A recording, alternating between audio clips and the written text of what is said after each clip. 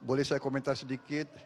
Saya agak sedikit kecewa dengan kualitas, terutama narasi yang disampaikan oleh paslon-paslon yang lain. Menurut saya mereka pertama datanya banyak yang salah, keliru.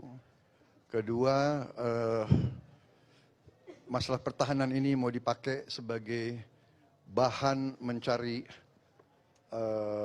poin politik yang menurut saya untuk sebuah negara, untuk negarawan tidak boleh. Pertahanan adalah sakral, dan tadi kalau tidak salah ada paslon yang mengatakan untuk pertahanan tidak ada rahasia. Saya kira ini sangat lucu, ini sangat tidak pantas bagi seorang pemimpin. Ya.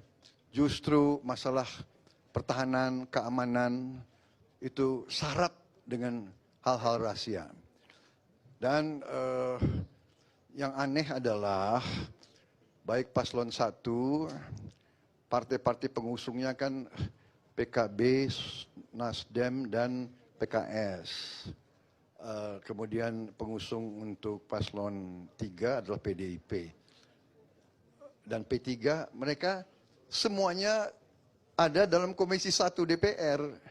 Jadi semua masalah anggaran pertahanan dibahas di Komisi 1 DPR, diawasi, diperiksa bolak-balik, dan disetujui.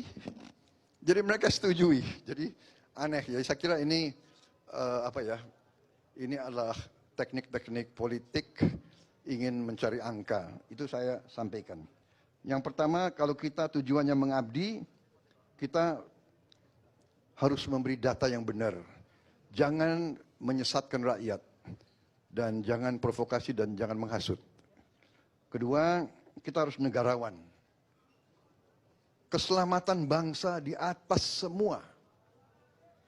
Kita butuh kerukunan keselamatan.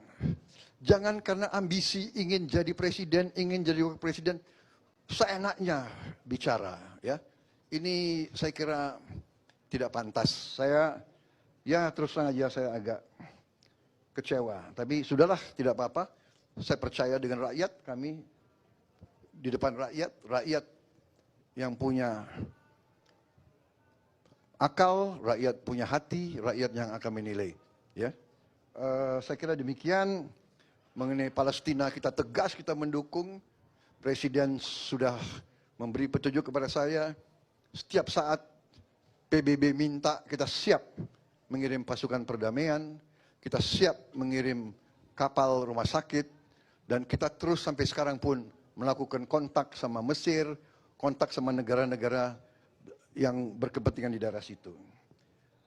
Saya kira prestasi Kementerian Pertahanan sangat jelas.